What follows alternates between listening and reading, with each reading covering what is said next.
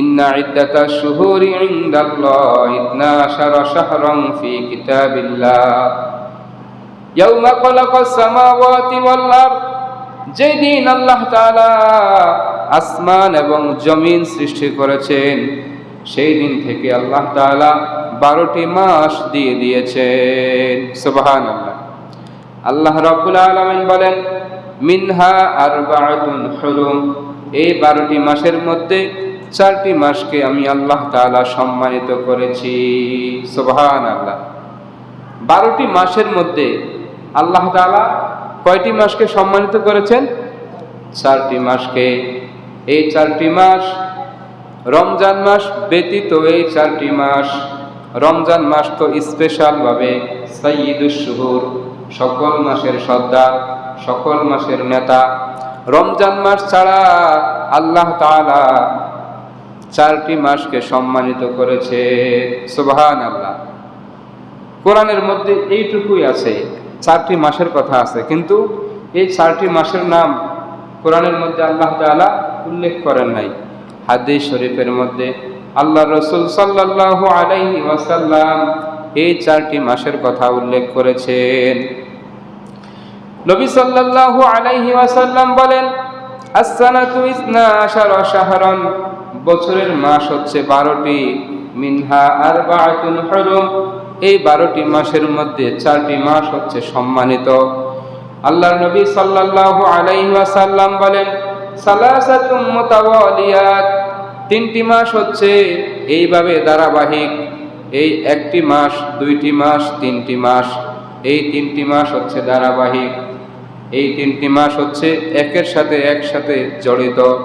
যুলকআদা ওয়া যুলহজ্জা ওয়াল মুহররম, জিলকদ, জিলহজ এবং মুহররম, এই 3টি মাস এক মাসের সাথে আরেক মাস, এক মাসের সাথে আরেক মাস, এক মাসের সাথে আরেক মাস, এই পরস্পর 3টি মাস আল্লাহ তাআলা সম্মানিত করেছেন।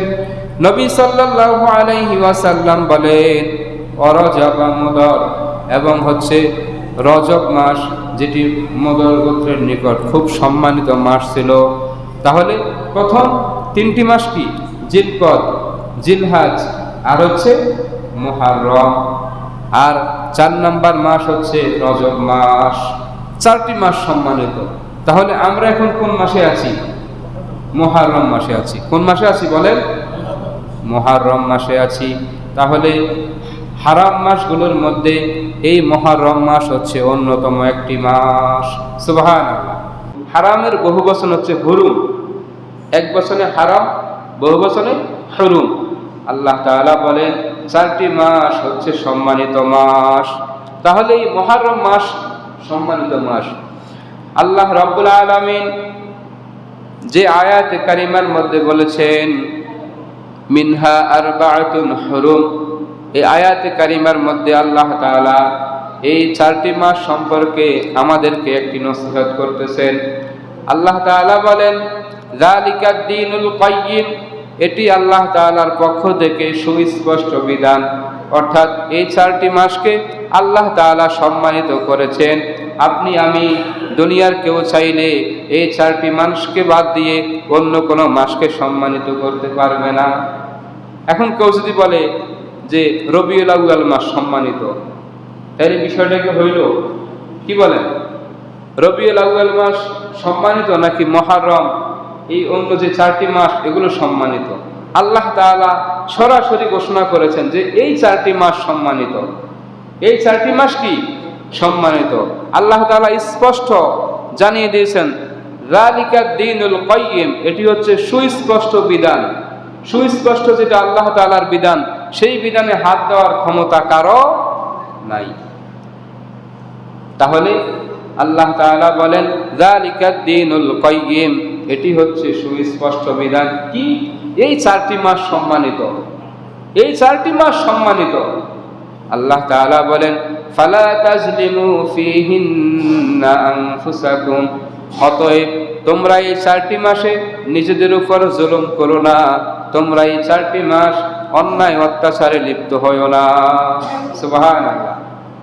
আরবদের অবস্থা দেখেন, আরবের কাফের যারা ছিল, মুশরিক যারা ছিল, তারাও পর্যন্ত এই যখন 4টি মাস চলে আসতো, তারা পারস্পরিক যুদ্ধ বিগ্রহ, দাঙ্গা হাঙ্গামা, কলহ এগুলো থেকে নিজেদেরকে বিরত রাখতো। সুবহানাল্লাহ। কাফেররা তারাও কি করতো, এই 4টি মাস আসলে বলতোই হারাম মাস চলতেছে, হারাম মাস চলতেছে, যুদ্ধ হবে না, ঝগড়া হবে না, বিবাদ হবে না। আজকে মুসলমানদের দিকে তাকান, এমন অনেক মুসলমানকে জিজ্ঞেস করেন, ভাই এখন কি মাস চলতেছে? বলবো তো জুলাই মাস চলে, ঠিক না?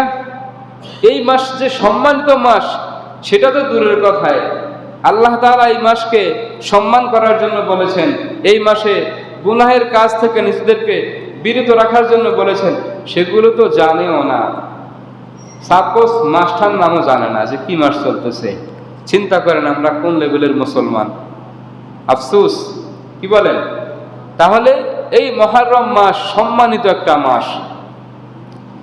আল্লাহ তাআলা এই মাসে নিজেদের উপর জুলুম করা থেকে বিরত থাকার জন্য বলেছেন, ফালা তাজলিমু ফীহিন্না আনফুসাকুম। সুতরাং এই মাসগুলোতে তোমরা নিজেদের উপর জুলুম করো না। ভাই জুলুম কি জিনিস? জুলুম বলা হয় গুনাহ। জুলুম নিজের উপর গুনাহ, নিজের উপর জুলুম করা মানে কি? গুনাহ করা।